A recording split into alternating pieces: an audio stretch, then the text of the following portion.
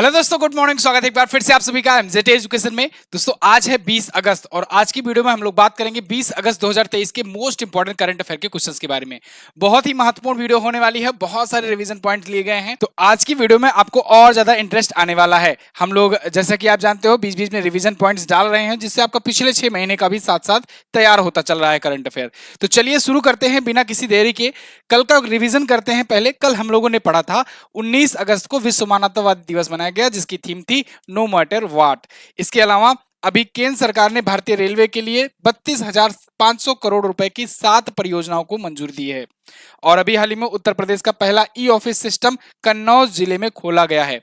दुनिया का पहला 3D रॉकेट अग्निबाण रॉकेट ये बनाया गया अग्निकुल कॉस्मोस कंपनी के द्वारा। ठीक है, ये अग्निबाण रॉकेट ये 3D प्रिंटेड है। आज हम लोग 3D प्रिंटेड घर की बात करेंगे या कहें पोस्ट ऑफिस की बात करेंगे। 17 अगस्त 2023 को जारी आईसीसी पुरुष टी20 प्लेयर रैंकिंग में शीर्ष पर है सूर्य कुमार यादव। और अभी हाल ही में कोलकाता में मेरा बंगाल व्यसन मुक्त बंगाल अभियान लॉन्च किया है राष्ट्रपति द्रौपदी मुर्मू जी ने। इसके अलावा भारत सरकार द्वारा शुरू किए गए फ्लड वॉच ऐप का संबंध है बाढ़ से। और अभी हाल ही में आरबीआई ने लावारिस जमाओं को ट्रैक करने के लिए उद्गम नाम से एक पोर्टल लॉन्च किया है। अंतरराष्ट्रीय युवा इको हीरो पुरस्कार के लिए 5 भारतीय चिल्ड्रंस ये नामित किए गए हैं। और अभी पाकिस्तान के तेज गेंदबाज वहाब रियाज ने संन्यास ले लिया है अंतरराष्ट्रीय क्रिकेट से। ये टॉप 10 करंट अफेयर के क्वेश्चन थे जिनका आपने किया रिवीजन, वो भी सिर्फ और सिर्फ 1 मिनट में। अब हम लोग बात करेंगे आज की करंट अफेयर की, लेकिन उससे पहले इसकी पीडीएफ कहाँ मिलेगी आपको? पीडीएफ मिलेगी आपको एमजेटी ऐप पर। गूगल प्ले स्टोर पर जाइए, एमजेटी ऐप डाउनलोड कीजिए, फ्री में पीडीएफ, फ्री में क्विजेस वगैरह सॉल्व कीजिए। सिर्फ आज की ही नहीं, जितने भी महीने जितने भी वीकली होते हैं, सारा का सारा करंट अफेयर का मैटर यहाँ पर है। पिछले 4-5 सालों का सारा मैटर है, आप जा करके उनको सॉल्व कर सकते हो। ठीक है, कुछ लोगों को 2022 का चाहिए होता है करंट अफेयर, 2022 की मंथली डाउनलोड कर लो पीडीएफ, मंथली वीडियो देख लो, मंथली क्विज सॉल्व कर लो, सारा कुछ यहाँ पर मिलेगा बिल्कुल फ्री में। आगे, विश्व फोटोग्राफी दिवस कब मनाया जाता है? तो विश्व फोटोग्राफी दिवस दोस्तों ये मनाया जाता है प्रत्येक वर्ष 19 अगस्त को। तो फोटोग्राफी के प्रति अवेयरनेस फैलाने के लिए फोटोग्राफी का महत्व कितना होता है। फोटोग्राफी आप देख रहे हो आजकल बहुत हाई डिमांडिंग ये जॉब बन गई है, बहुत ही ज्यादा मतलब लोग इसकी तरफ बढ़ रहे हैं, क्योंकि आजकल शादी ब्याह वगैरह में भी प्री वेडिंग शूट वगैरह होता है और सोशल मीडिया पर लोगों को डालना रहता है।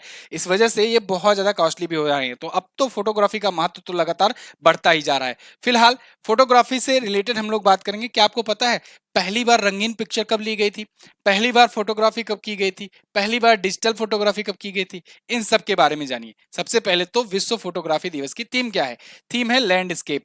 आप जानते हो 2 प्रकार के मोड होते हैं। एक होता है पोर्ट्रेट मोड, जब आप मोबाइल को ऐसे देखकर पढ़ते हो। आप में से भी बहुत सारे लोग आज की वीडियो अभी पोर्ट्रेट मोड में देख रहे होंगे, और बहुत सारे लोग इसको लैंडस्केप मोड में करके देखते हैं। ठीक है, ऐसे लैंडस्केप मोड में करके देख रहे होंगे मोबाइल को। ठीक है, तो उसे लैंडस्केप मोड में कहते हैं। ठीक है, जो क्षैतिज होता है, तो यही लैंडस्केप ही फोटोग्राफी का थीम है इस बार। चलो, पहली बार फोटोग्राफी शब्द जो है ये 1939 में सन जॉन हर्सेल के द्वारा गढ़ा गया था, यानी इन्होंने नामकरण किया था।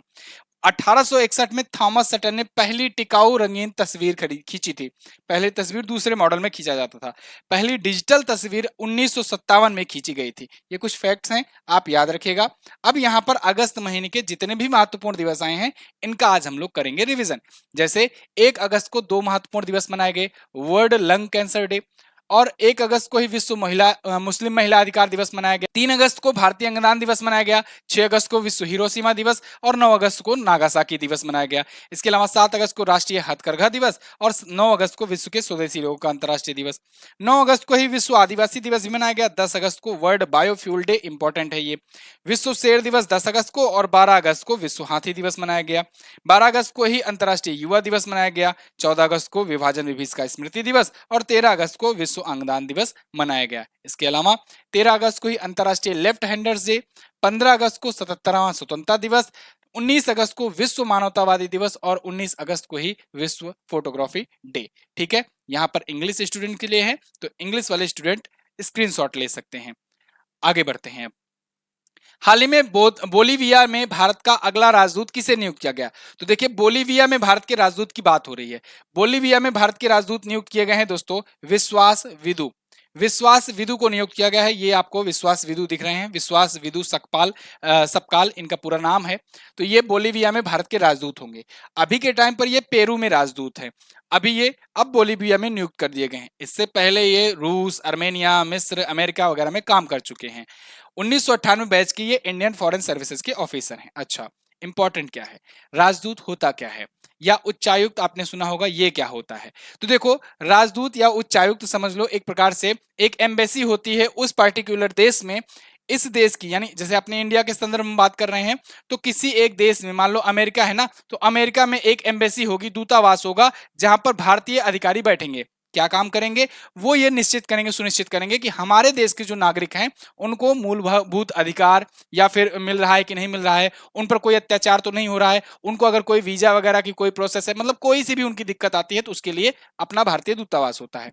अब देखो, जो तो कॉमनवेल्थ कंट्रीज है, कॉमनवेल्थ आप जानते हो ना, जहां पर ब्रिटेन ने कभी ना कभी कब्जा किया था, उन देशों का एक संगठन बना जिसे कॉमनवेल्थ कंट्रीज कहते हैं।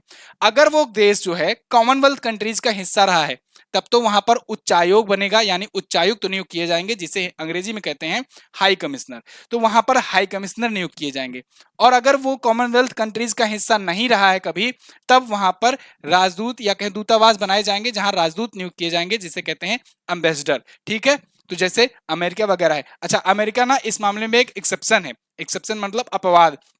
अमेरिका पर ब्रिटेन ने कब्जा किया था, आप जानते हो कि कोलंबस ने खोज की थी अमेरिका की, लेकिन वहां पर दूतावास में जो है, वो दूतावास जो है वहां पर एम्बेसडर ही नियुक्त किए जाते हैं। ठीक है ना, चलो आगे बढ़ते हैं। अब आई होप आपको ये समझ में आ गया होगा। ये पिछले दिनों में कुछ नियुक्तियां हैं, और प्लस प्रमुख देशों में राजदूत जो भारत के हैं वो हैं।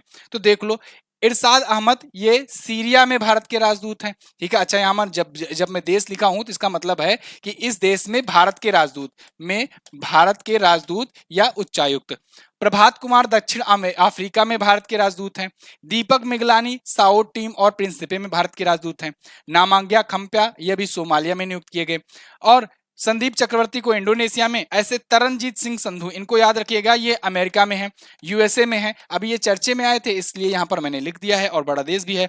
पवन कपूर भी अभी चर्चे में आए थे, ये रूस में भारत के राजदूत हैं। ठीक है, और देवेश उत्तम ये लिथुआनिया में अभी नियुक्त किए गए हैं। मनीष गुप्ता घाना में नई नियुक्ति है। संजय सुधीर ये पहले से ही है, यूएई में है, चर्चे में आए थे इसलिए इंपॉर्टेंट है। ठीक है ना, तो इन सबका नाम आप याद रखिएगा, ये एम्बेसडर टू इंडिया है। ठीक है, अगला, हाल ही में क्रिसिल ने वित्तीय वर्ष 2024 में भारत के लिए कितने प्रतिशत जीडीपी वृद्धि का अनुमान लगाया। तो देखो, क्रिसिल आप जानते होंगे एक रेटिंग एजेंसी है, क्रिसिल। ठीक है, ये रेटिंग जारी करती है, जीडीपी ग्रोथ वगैरह का अनुमान जारी करती है। तो 2023-24 का जो फाइनेंशियल ईयर है, इसके लिए इन्होंने अनुमान बताया है अपना 6.0%, यानी इनके अनुसार भारत की जो ग्रोथ है वो 6% की दर से होने वाली है। जीडीपी तो आप समझते हो ना, ग्रॉस डोमेस्टिक प्रोडक्ट। जो नए स्टूडेंट आए हैं उनके लिए फिर से बता देते हैं। अगर कोई एक फाइनेंशियल ईयर है, उस फाइनेंशियल ईयर के अंतर्गत जितने भी देश भर में सेवाओं का और उत्पादों का, या कहें सर्विसेज और प्रोडक्ट्स का जितना भी उत्पादन होता है देश की सीमा के भीतर, उसको कहते हैं जीडीपी, ग्रॉस डोमेस्टिक प्रोडक्ट। अब वो प्रतिवर्ष किस दर से बढ़ रहा है, जैसे भारत की जीडीपी है आज के टाइम पर 3.7 ट्रिलियन। ठीक है, तो 3.7 ट्रिलियन जो है ये जीडीपी किस दर से बढ़ रही है हर वर्ष, इसको ही कहते हैं जीडीपी ग्रोथ रेट का अनुमान। ठीक है, तो 2023-24 का ये ग्रोथ रेट का अनुमान सब लगाते हैं। इसमें क्रिसिल ने बताया है 6% की दर से बढ़ रही है। ठीक है, अब देखो बाकी और भी कुछ हैं जो अनुमान बताए हैं, ये मैं आपके लिए लाया हूं। ठीक है, आपके लिए मेहनत मैं कर रहा हूं। आपको दो चीज करना है, एक तो वीडियो को लाइक करना है, एक खूब शेयर करना है। ठीक है, सब्सक्राइब ना करोगे तो चलेगा, ठीक है, लेकिन लाइक और शेयर अभी करो। अभी के टाइम पर मैं सब्सक्राइबर बढ़ाने पर मैं फोकस नहीं कर रहा हूं। मेरा मेन फोकस है आपको 3 सितंबर तक जो टारगेट दिया हुआ हूं, 3 सितंबर तक 20K पर वीडियो का व्यू होना चाहिए। आपको ये करना है, समझ लो मैं जैसे मेहनत कर रहा हूं, आपको भी थोड़ा सा हेल्प करनी है हमें। आपके लिए ये इतना कंटेंट लाकर दे दूंगा मैं कि आपको मतलब चीजें आपके लिए बिल्कुल आसान हो जाएगी। इस लेवल का करंट अफेयर पेड कोर्स में भी आपको कहीं पर नहीं मिलेगा, और मेरा कोई पेड कोर्स नहीं है करंट अफेयर का। मैंने करंट अफेयर को कभी पेड कोर्स में नहीं अभी तक लॉन्च किया। ठीक है, तो चलिए, तो आप देखो क्रिसिल ने बताया 6%, NIPFP ने 6.0%, इसने भी बताया था। इंटरनेशनल मॉनेटरी फंड, इसका इंपॉर्टेंट है, याद रखिएगा, 6.1% इसने बताया था। याद हो तो इसने 2027-28 में यह भी कहा है कि भारत जो है ये हो जाएगा थर्ड लार्जेस्ट इकोनॉमी। ठीक है, 2027-28 तक। S&P ग्लोबल रेटिंग ने 6.7% बताया है। इसने और क्या बताया था कि 2031 तक भारत की जितनी भी इकोनॉमी है या कहें जितनी जीडीपी है वो जस्ट डबल हो जाएगी, 6.7 ट्रिलियन हो जाएगी। संयुक्त राष्ट्र ने 6.7% बताया है। भारतीय रिजर्व बैंक आरबीआई जो है 6.5% बताया है। फिच रेटिंग ने 6.3% का अपना अनुमान बताया, संयुक्त राष्ट्र ने 6.7% का। अच्छा, सबसे ऑथेंटिक किसका माना जाता है? सबसे ऑथेंटिक माना जाएगा किसका? इन किसी का नहीं माना जाएगा, सबसे ऑथेंटिक माना जाता है अपना एनएसओ का। एनएसओ का, नेशनल स्टैटिस्टिक ऑफिस या को ऑर्गेनाइजेशन, राष्ट्रीय सांख्यिकी संगठन, राष्ट्रीय आय की गणना यही करता है। राष्ट्रीय आय की गणना यही करता है, ये बात याद रखिएगा। ये पता नहीं क्यों इतना इजी क्वेश्चन है, लेकिन पता नहीं क्यों हर एग्जाम में पूछा जाता है, हर एग्जाम में, और इसको 1000 बार आपको बताया गया है। राष्ट्रीय आय की गणना कौन करेगा? एनएसओ करेगा। तो एनएसओ ने क्या बताया है? 7%। ठीक है, इसी का सबसे ऑथेंटिक माना जाता है। चलो, क्योंकि भाई इसके पास एक्चुअल रियल डाटा होता है देश का। किस राज्य सरकार ने पूरे राज्य को प्राकृतिक आपदा प्रभावित क्षेत्र घोषित किया? अभी हाल ही में हिमाचल प्रदेश ने अपने राज्य को प्राकृतिक आपदा प्रभावित क्षेत्र घोषित कर दिया, पूरे पूरे राज्य को ही घोषित कर दिए आपदा प्रभावित क्षेत्र। क्यों भाई? वहां पर देखो बहुत ज्यादा बाढ़ आई हुई है, और बाढ़ तूफान की वजह से वहां पर बहुत भीषण तबाही हुई है। ऐसा अनुमान बताया जा रहा है कि 10,000 करोड़ का वहां पर नुकसान हुआ है। सोचो, 10,000 करोड़ का नुकसान मामूली बात नहीं है। ये पूरे हिमाचल प्रदेश में हुआ, इसी वजह से पूरे के पूरे राज्य को प्राकृतिक आपदा क्षेत्र ये घोषित कर दिए हैं। यहाँ के जो सीएम है सुखविंदर सिंह सुक्खू जी हैं। याद रखिएगा, 600 से ज्यादा सड़कें बंद हैं पूरी तरीके से, वहां पर यातायात प्रभावित है। फिलहाल हिमाचल प्रदेश आया है, हिमाचल प्रदेश की कुछ योजनाओं को जान लेते हैं। पिछले दिनों में आपने देखा, वहां पर विधानसभा जब चुनाव हुए थे तो वहां पर कांग्रेस पार्टी की जीत हुई, मतलब कांग्रेस के वहां पर सीएम बने। तो जब कांग्रेस के वहां सीएम बने तो नई नई योजनाएं बहुत सारी आई हैं और चर्चे में आई। देखो, 2-3 राज्यों में पिछले दिनों में जब चुनाव हुए हैं तो सरकारें बदली हैं। जब जहां पर चुनाव होता है, सरकार बदलती है, तो वहां से क्वेश्चंस ज्यादा देखने को मिलते हैं। क्यों? पुरानी सरकार रहेगी तो नई योजना नहीं लाती है, वो पुरानी योजना को ही कंटिन्यू करती है।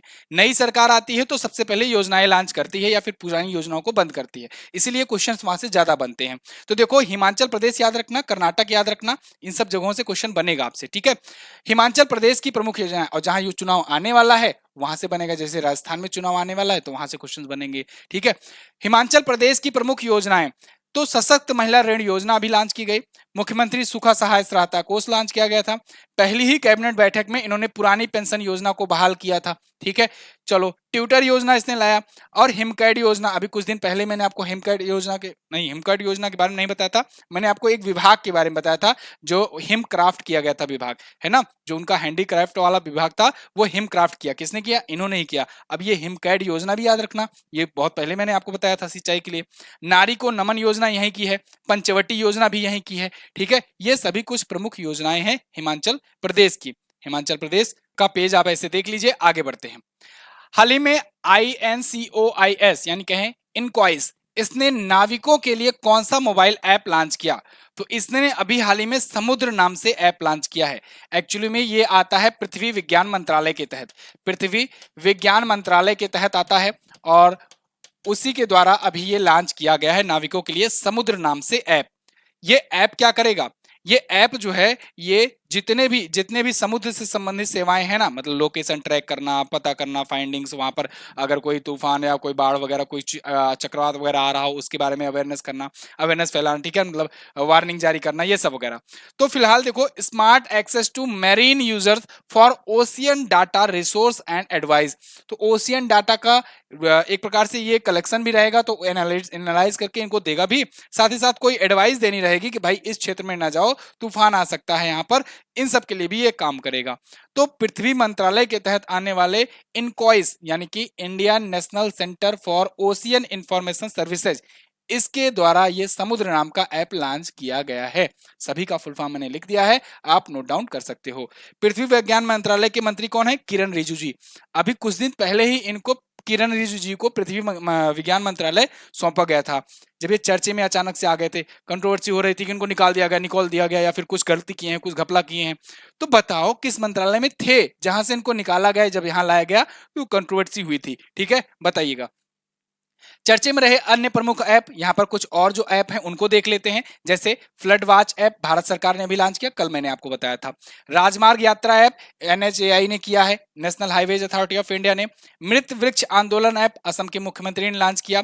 नोटबुक एलम ये गूगल ने लॉन्च किया। मोबाइल दोस्त ऐप जम्मू कश्मीर ने लॉन्च किया था। स्पोर्ट फिश डिसीजन ये केंद्रीय मंत्री पुरुषोत्तम रूपाला जी ने इसे लॉन्च किया था। पीसीटीएस ऐप राजस्थान सरकार की ऐप है। और दुग्ध संकल्प साथी मोबाइल ऐप है केंद्रीय मंत्री डॉक्टर महेंद्र नाथ पांडे जी का। ठीक है, अगला, हाल ही में यूनिवर्सल पेंशन योजना किस देश ने शुरू की? तो देखो ये इंपॉर्टेंट है। यूनिवर्सल पेंशन योजना बहुत ही फेमस है, बहुत ही चर्चित है योजना, ये बांग्लादेश की है। क्यों क्यों चर्चे में है भाई? बांग्लादेश के सीएम ने कहा है 6 कैटेगरी में, 6 टाइप से हम जितने भी नागरिक है ना सभी को पेंशन देंगे, सभी को पेंशन देंगे। ठीक है, खास कर मतलब जो सरकारी नौकरियों में है उनको छोड़ करके, ठीक है, जो सरकारी नौकरियों में नहीं है उन सभी को देंगे। तो इसीलिए ये हो जाती है बहुत ही ज्यादा फेमस योजना। ये है कौन? शेख हसीना जी हैं। शेख हसीना जो है ये शेख मुजीबुर रहमान की बिटिया हैं। शेख मुजीबुर रहमान अगर आपको पता हो राष्ट्रपति वहां के पहले बने थे, बांग्लादेश को आजाद कराने में काफी इनका अहम रोल योगदान रहा था। तो उन्हीं की बेटी हैं जो प्रधानमंत्री हैं, काफी सालों से हैं। इन्होंने ये योजना लॉन्च की है और बहुत ही समझ लो मास्टर स्ट्रोक है एक प्रकार से, चुनाव यहाँ भी आने वाला है। इन्होंने कहा है कि 6 पैकेज के तहत, जैसे प्रगति, सुरक्षा, समता और प्रवासी, ये 4 पैकेज तो अभी लॉन्च कर दिए हैं, 2 पैकेज अभी बाद में लॉन्च करेंगी। तो इस पैकेज के तहत ये जितने भी नागरिक हैं 18 वर्ष से ऊपर के उनको पेंशन देंगी। अब आपको अगर पता हो तो बांग्लादेश जो है ना ये दुनिया का सबसे ज्यादा घनी आबादी वाला देश है, मतलब यहाँ का जनसंख्या घनत्व तो बहुत ज्यादा है बांग्लादेश का। ठीक है ना, तो बांग्लादेश के सभी नागरिकों को एक प्रकार से ये देंगे, लेकिन मैंने आपको बताया जैसे कि जो सरकारी नौकरी कर रहे हैं उनको नहीं, है ना। तो अलग अलग कैटेगरीज में बनाई हुई है कि कितना किनको किस कैटेगरी में रखा जाएगा, किनकी आय कितनी रहेगी उस हिसाब से। तो यूनिवर्सल पेंशन योजना समझ लेना, ये इंपॉर्टेंट है बांग्लादेश की। बांग्लादेश के भी 22वें बने थे राष्ट्रपति हाल फिलहाल में शहाबुद्दीन। ठीक है, इनका भी नाम याद रखिएगा। बाकी बांग्लादेश से मैं आपको बता दे रहा हूं पहले, यहाँ पर तो आप मैप में देख लो है कहां पर। आप यहाँ पर देख रहे हो ये है अपना प्यारा भारत। ठीक है, तो यहाँ पर ही आपको मिल जाएगा बांग्लादेश। 1971 में पूर्वी पाकिस्तान को मतलब हरा करके बांग्लादेश बनाया गया। बांग्लादेश में देखो ये रिवर मैंने आपको कई बार बताया है कि इधर से पद्मा आती है, इधर से जमुना आती है, दोनों मेघना बन जाती है और यहाँ बंगाल की खाड़ी में गिरती है। चलिए ठीक, वो छोड़िए। सबसे ज्यादा स्थलीय सीमा ना भारत इन्हीं से लगाता है, बांग्लादेश से। आपको ज्योग्राफी क्लास में अभी पढ़ाया गया था, सबसे ज्यादा जो है इसी से सीमा लगाता है। कितना लगाता है? 40-96 किलोमीटर। ठीक है, देखो यहाँ पर ये एक राज्य है अपना त्रिपुरा। ये त्रिपुरा 3 तरफ से घिरा हुआ है और पूछा जाता है कि बताओ 3 तरफ से घिरा राज्य कौन सा है, तो आप बताएंगे त्रिपुरा। ठीक है, आगे ये भारत और बांग्लादेश के संदर्भ में कुछ क्वेश्चन जो चर्चे में आए थे पिछले दिनों में उनका रिवीजन कर लेते हैं। जैसे बांग्लादेश ने भारत के लिए अभी 4 ट्रांजिट रूट्स को अनुमति दी थी, जैसे चटगांव पोर्ट अगरतला, चटगांव बिबिरकी बाजार सीमंतपुर, मोंगला पोर्ट अखौरा अगरतला, मोंगला पोर्ट श्रीमंतपुर। इसके अलावा भारतीय रेलवे ने बांग्लादेश को 20 ब्रॉडगेज इंजन भी दिए थे। अडानी पावर लिमिटेड बांग्लादेश में अपनी पावर सप्लाई शुरू कर चुका है, बिजली सप्लाई। भारत और बांग्लादेश के बीच 50 स्टार्टअप एक्सचेंज प्रोग्राम हुआ। 50 स्टार्टअप आपके हमारे यहाँ, मेरे आपके यहाँ। विश्व बैंक ने बांग्लादेश में दक्षिण एशिया की अपनी पहली सड़क सुरक्षा परियोजना शुरू की। और अभी 6ठा हिंद महासागर सम्मेलन ये ढाका में आयोजित हुआ था। ठीक है, बांग्लादेश की राजधानी ढाका, मुद्रा टका, प्रधानमंत्री शेख हसीना और शहाबुद्दीन यहाँ के राष्ट्रपति। आगे एप्लीकेशन फिर से रिमाइंड करा दूं, डाउनलोड करो ऐप को, वहीं पर क्विज वगैरह सब कुछ मिलेगी। भारत के पहले 3D मुद्रित डाकघर का उद्घाटन कहां किया गया? तो बताओ 3D प्रिंटेड डाकघर। अभी कल भी मैंने इसके बारे में जिक्र किया था ना, क्योंकि ये काफी दिनों से बन रहा है। जब इसका बनना शुरू हुआ था तभी से ये चर्चे में था, क्योंकि भाई ये भारत का पहला ये 3D प्रिंटेड डाकघर है। तो ये बन रहा था कहां पर? बेंगलुरु में। और अब बन करके तैयार हो गया है, इसका उद्घाटन कर दिया गया है। कुछ इस प्रकार से दिख रहा है, बहुत ही खूबसूरत था। से आपको विश्वास नहीं होगा, ये पूरी की पूरी 3D प्रिंटिंग टेक्नोलॉजी की मदद से बनाई गई है। L&T कंपनी ने इसे बनाया है, लार्सन एंड टुर्बो कंपनी ने इसे बनाया है। ये वही कंपनी है जिसने स्टैचू ऑफ यूनिटी बनाया था, याद हो अगर आपको। ठीक है, तो लार्सन एंड टुर्बो कंपनी ने बनाया है और टोटल 1000 वर्ग फीट में, स्क्वायर फीट में ये है। और बनाने में कितना समय लगा पता है? केवल और केवल 45 दिन। केवल और केवल 45 दिन में ये बनकर के तैयार हुआ है 1000 स्क्वायर फीट का। 3D प्रिंटेड इमारत बनाने से फायदा क्या होता है? एक तो समय कम हुआ, दूसरी बात इसमें लागत भी कम आती है। ठीक है, डिजाइन वगैरह बना करके अपलोड कर दो तो वो 3D प्रिंटिंग मशीन प्रिंट कर देगी पूरा। इसके अलावा ये इको फ्रेंडली भी होते हैं। पर्यावरण के भी अनुकूल होते हैं काफी ज्यादा। तो 3D प्रिंटेड भवन ये हुआ। और मैंने अभी आपको कल क्या बताया था, अग्निबाण, अग्निबाण ये क्या है, ये पहला ये पहला ये पहला भारत का पहला क्या है कि 3D प्रिंटेड रॉकेट है, प्रिंटेड रॉकेट है। एक चीज करेक्शन करना है, कल मैंने शायद दुनिया का पहला ये बता दिया था, याद रखना ये भारत का पहला 3D प्रिंटेड रॉकेट है, इसको करेक्ट कर लीजिएगा, ठीक है। अग्निबाण जो अग्निकुल ने लॉन्च किया था। कर्नाटक के बारे में देखो, ये स्टैटिक्स हैं। देखो अब ये स्टैटिक्स में बहुत दिन से आपको पढ़ा रहा हूं, ठीक है, इसलिए मैं पिछले कुछ दिनों से इस पर कम फोकस कर रहा हूं। मुझे ये लग रहा है कि ये आपको तैयार हो गया होगा। जिनको नहीं तैयार हो, जो लोग नए जुड़े हुए हैं, वो स्क्रीनशॉट ले लें अभी। आगे के कुछ दिनों के बाद इसको भी बीच बीच में पढ़ाया जाएगा, ठीक है ना, क्योंकि वीडियो बहुत लंबी हो जाती है, तो ये सारी चीजें देखनी पड़ती है। 19 से 27 अगस्त तक विश्व एथलेटिक चैंपियनशिप 2023 का आयोजन कहाँ किया जाएगा? तो देखो, वर्ल्ड एथलेटिक चैंपियनशिप ये आयोजन होना है कहां पर, हंगरी में। हंगरी के बुडापेस्ट में आयोजित किया जा रहा है। 19 तारीख से शुरू हो चुका है, यानी कल से शुरू हो गया, 27 अगस्त तक चलेगा। खास बात क्या है, देखो ये एथलेटिक्स का है। एथलेटिक्स का ये सबसे बड़ा टूर्नामेंट है क्योंकि वर्ल्ड चैंपियनशिप है। पिछली बार यहां पर गए थे नीरज चोपड़ा जब, तो नीरज चोपड़ा ने ही सिर्फ भारत के लिए मेडल जीता था, सिल्वर मेडल जीता था, ठीक है। और तो और सिल्वर मेडल भी भारत ने जीता, यही बहुत बड़ी बात थी, क्योंकि दुती चंद के बाद दूसरे भारतीय बने थे नीरज चोपड़ा जिन्होंने मेडल जीता था। इस बार भी सब लोग जा रहे हैं, ठीक है। नीरज चोपड़ा अगुवाई भी कर रहे हैं, देखते हैं क्या होता है। Wish him very very all the best. फिलहाल ये मार्गरेट द्वीप पर बुडापेस्ट हंगरी में होगा। और पिछला वाला हुआ था ओरेगन में, जहां पर भारत के नीरज चोपड़ा ने सिल्वर मेडल जीता था। अच्छा, ये एथलेटिक्स है क्या? मैं बार बार कहता हूं ना, एथलेटिक्स में पहला गोल्ड जीता था नीरज चोपड़ा ने। तो एथलेटिक्स में पहला गोल्ड क्या मतलब, भारत इससे पहले गोल्ड नहीं जीता था, ओलंपिक्स में जीता था, लेकिन एथलेटिक्स नहीं था। एथलेटिक्स होता क्या है? एथलेटिक्स मतलब जो एथलीट यूज करते हैं, जो खेल खेलते हैं वो। एथलीट मतलब क्या, केवल रनर, केवल धावक नहीं। एथलीट मतलब एथलीट के अंदर, एथलेटिक्स के अंदर वो गेम आते हैं जिसमें कोई चीज फेंकना, खुद कूदना, लॉन्ग जंपिंग से लेकर दौड़ना, भागना, ट्रैक एंड फील्ड, ये सारे प्रकार के इवेंट्स आते हैं, ठीक है ना। तो फेंकना वाले भी बात हो, चाहे वो डिस्कस थ्रो हो, चाहे वो ये शॉर्ट फुट हो, चाहे वो भाला फेंक हो, ये सब भी आएंगे एथलेटिक्स में, ठीक है। इसीलिए नीरज चोपड़ा जो भाला फेंक के हैं, इन्होंने भी इसमें पार्टिसिपेट किया हुआ है, ठीक है। आगे, सेबी के पूर्णकालिक सदस्य के रूप में किसे नियुक्त किया गया? तो सेबी के पूर्णकालिक सदस्य के रूप में किसे नियुक्त किया गया है? अभी हाल ही में नियुक्त किया गया है कमलेश वार्ष्णेय और अमरजीत सिंह। उपरोक्त दोनों सही होंगे। ये दोनों को फिलहाल के लिए यहाँ पर सेबी के ये पूर्णकालिक सदस्य नियुक्त किए गए हैं। तो ये दोनों जो हैं, ये जैसे इसमें कमलेश वार्ष्णेय की बात करें तो ये वित्त मंत्रालय में रेवेन्यू सर्विस में, रेवेन्यू डिपार्टमेंट में ये ज्वाइंट सेक्रेटरी रहे हैं। अमरजीत सिंह जो हैं, ये सेबी में कार्यकारी ये निदेशक रहे हैं, ठीक है, यानी कि एग्जीक्यूटिव डायरेक्टर रहे हैं। तो ये अभी एस के मोहंती और अनंत बरुआ जो दोनों रिटायर हुए हैं, उनकी जगह पर ये दोनों आए हैं। सेबी आया है। सेबी के बारे में जानो। सेबी यानी securities and exchange board of India. इसकी स्थापना 1988 में की गई थी, लेकिन ये पावर में आया था 1992 में, जब हर्षद मेहता स्कैम हुआ, उसके बाद इसको पावर मिली थी। मुंबई में इसका हेडक्वार्टर है और अध्यक्ष है माधवीपुरी बुच, ठीक है। यहां पर देखो कुछ प्रमुख नियुक्तियां जो अभी हाल फिलहाल में हुई हैं, उनको देख लेते हैं। मैंने कहा ना आपको, कंटेंट इतना दूंगा आपका काम बिल्कुल आसान हो जाएगा। इस मात्र 25 मिनट में आप समझ लो 3 से 4 घंटों की पीछे बैकग्राउंड में मेहनत होती है, उसके बाद अगर मतलब रिकॉर्ड करने से पहले की, रिकॉर्ड करने के बाद भी 1-2 घंटे की मेहनत रहती है। तो आप लोग जो है हमारी इस मेहनत को सपोर्ट कीजिए, वीडियो को शेयर कीजिए, कम से कम 10 से 20 लोगों को आप डेली शेयर कीजिए। 10 से 20 अगर आप ईमानदारी से शेयर करते हो ना, अगर आपको लगता है यहाँ पर मेहनत की गई है और आपको चीजें फ्री में यहाँ पर अच्छी चीजें मिल रही है, कंटेंट, तो आप शेयर कीजिए। अगर आप शेयर करोगे ना, तो मैं कह रहा हूं कि आपको कभी निराश नहीं होने दूंगा, ये मेरी गारंटी है, मेरा दावा है। आपको अच्छे से अच्छा कंटेंट मिलता रहेगा। यहाँ तक कि बहुत सारे चैनल वाले यहाँ से कंटेंट ले जाएंगे आपको पढ़ाने के लिए, इतना मैं एक्स्ट्रा कंटेंट आपको दे दूंगा, ठीक है।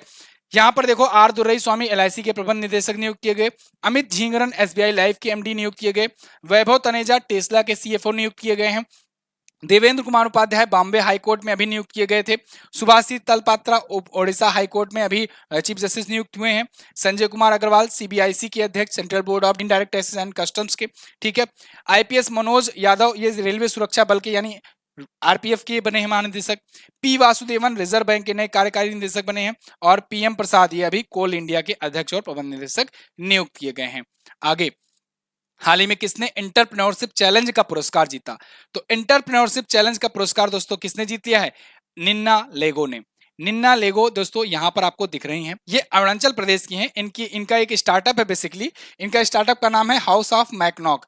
ये बेसिकली समझ लो कि बहुत सारे प्रोडक्ट वैसे बनाती है, आभूषण से लेकर कपड़ों से लेकर के बहुत सारे ऐसे प्रिजर्वेटिव फ्री फूड जो हैं ये सब ये उत्पाद बनाते हैं। उनकी काफी वाइड रेंज है। तो इनको अभी ये एंटरप्रेन्योरशिप चैलेंज पुरस्कार दिया गया है 2022-23 के लिए। कहाँ की हैं? अरुणाचल प्रदेश की। ये बात ध्यान रखिएगा, ठीक है। और इनको अभी कुछ दिन पहले ही बेस्ट बिजनेस मॉडल कानवास का भी पुरस्कार मिल चुका है। क्लियर? तो अब ये तो थे टॉप 10 करंट अफेयर के क्वेश्चंस। आई होप आपको वीडियो पसंद आई होगी। अगर वीडियो पसंद आई है तो इसको लाइक कीजिए, शेयर कीजिए अपने दोस्तों के साथ। टेलीग्राम ग्रुप भी हमारा ज्वाइन कीजिए, एमजेटी एजुकेशन के नाम से है। डेली वन लाइनर यहाँ पर भेजा जाता है, तो आप वन लाइनर रिविजन भी कर सकते हो, रीडिंग लगा सकते हो 1 मिनट में। कल मैंने आपसे क्वेश्चन पूछे थे, क्या एशियन हॉकी चैंपियनशिप 2023 का मस्कट क्या रखा गया है? तो इसका मस्कट है बोमन। और जीता किसने है? इंडिया ने। ओणम उत्सव निम्न में से किसके नववर्ष के रूप में मनाया जाता है? तो मलयालम नववर्ष के रूप में मनाया जाता है। आज आपको क्या बताना है? बॉम्बे से ठाणे के बीच भारत की पहली ट्रेन ब्लैक ब्यूटी चलाई गई थी, बताइए कब चलाई गई थी? भारत का सबसे बड़ा सफारी पार्क किस राज्य में बनेगा? दोनों ही क्वेश्चन के बारे में जो रिलेटेड पॉइंट्स हों उनको भी आप लिखिएगा। और आप सभी लोग कमेंट जरूर कर दिया करो, एक एक कमेंट जरूर कर दिया करो सभी लोग, ठीक है। मैं सभी के कमेंट्स भी पढ़ता हूं, आप अगर हाई भी लिख दोगे तब भी चलेगा। तो एनजेटी ऐप यहाँ पर है, फिलहाल यहीं पर रखते हैं, वीडियो को एंड करते हैं। मिलेंगे अगली क्लास में, तब तक के लिए नमस्कार, जय हिंद, वंदे मातरम।